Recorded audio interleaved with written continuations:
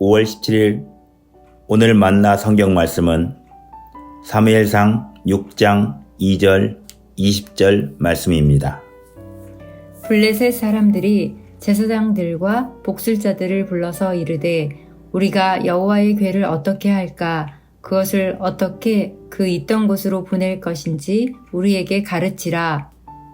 벳세메스 사람들이 이르되 이 거룩하신 하나님 여호와 앞에 누가 능히 서리요? 그를 우리에게서 누구에게로 올라가시게 할까 하고. 아멘. 오늘 만나로 만나주시는 하나님을 기대합니다. 오늘 말씀은 블레셋 사람들과 벳세메스 사람들을 보여줍니다. 이 두 그룹은 다 여호와의 궤로 인해 곤란한 처지에 있습니다. 먼저 블레셋 사람들은 이스라엘과의 전투에서 승리한 후 하나님의 궤를 빼앗아 옵니다.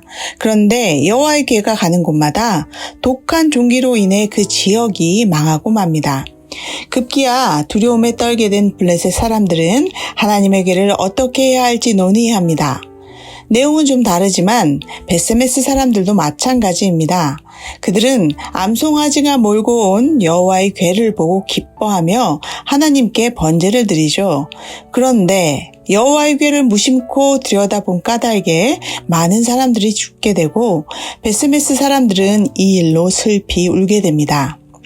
이처럼 벳세메스 사람들도 여호와의 궤 앞에서 망연자실, 고민이 말도 아니었을 겁니다. 이렇듯 상황은 비슷하지만 그들의 태도는 사뭇 다릅니다. 먼저 블레셋 사람들이 사용하는 말을 보면 우리가 여호와의 궤를 어떻게 할까? 그것을 어떻게 그 있던 곳으로 보낼까? 라고 합니다. 지금 그들의 초점은 자신들의 재난을 벗어나는 것에 있습니다. 자신들에 대한 성찰의 자세를 볼 수가 없지요. 오로지 고난이 이스라엘의 신으로부터인 것 같아서 그 궤를 원래 자리로 되돌려 놓고 자신들로부터 멀어지게 하는 것이 복된 일이라고 생각합니다. 그들은 급기야 자신의 불행의 원인을 점쳐보기까지 합니다. 잔인하게도 갓 출산한 어미소를 새끼와 떼어놓고는 자신들의 재앙이 여호와로부터인지 아닌지를 점칩니다. 결국 그들은 어미소가 새끼를 뒤로 한 채 울며 벳세메스 길로 직진하는 것을 보았고 벳세메스 사람들이 여호와의 궤를 반기며 제사를 지내는 것까지 본 후에야 에그론으로 돌아갑니다. 집으로 돌아간 그들에게 남은 건 뭡니까? 그 재앙이 여호와로부터인 것을 확인해서 마음이 시원할까요? 이제 여호와를 두려워할까요? 안타깝게도 그들은 이스라엘을 또 공격합니다. 그들은 도대체 무엇을 깨달은 걸까요? 인생에서 누구나 알 수 없는 불행을 마주치게 되죠. 그럴 때마다 우리는 왜 나한테? 왜 이런 일이? 라고 외칠 수밖에 없습니다. 인간의 미미함과 연약함은 알 수 없는 불행에 초연할 수 없으니까요. 때로는 나의 잘못으로, 때로는 남의 잘못으로, 어떤 경우는 누구의 잘못도 아닌데도 우리는 불행을 경험합니다. 그러나 우리가 불행을 대할 때마다 하나님이 주신 건지 아닌 건지 묻는 데 집중한다면, 또한 우리 주변을 희생시켜가며 우리의 중심이 불행의 사건에만 치중해 있다면 우리는 하나님께 나아갈 수 없습니다. 오늘 본문의 벳세메스 사람들에게서 우리는 불행을 대하는 다른 태도를 보게 됩니다. 하나님의 궤를 보고 기뻐하며 예배드렸으나 뜻하지 않은 불행을 맞이한 그들은 고난에 집중하지 않습니다. 그들은 오히려 자신들을 되돌아보며 하나님의 거룩하심을 경외합니다. 그리고 말하죠. 이 거룩하신 하나님 여호와 앞에 누가 능히 서리요? 가족이나 친지가 죽었을 수도 있는 그 상황에 그들이 말한 거룩하신 하나님은 어떤 의미일까요? 그들은 불행의 이유를 따지기보다는 고난의 숙연함에 오히려 겸손하게 하나님 앞에 섭니다. 인생의 고난은 행복과 불행을 가르는 다림줄이 아닙니다.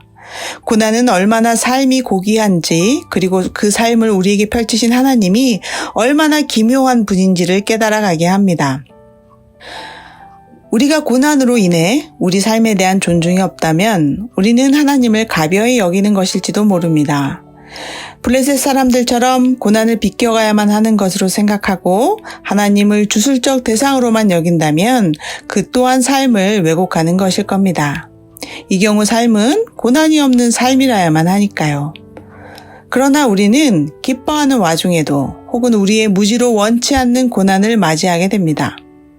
그리고 그 고난이 우리 삶의 일부임을 깨닫게 되죠.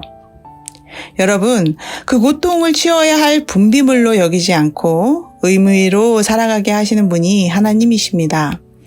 그 하나님 앞에 삶의 고통에 집중하거나 원망하기보다는 주가 주신 삶이라는 터전의 의미와 가치를 찾아가기를 간절히 소망합니다.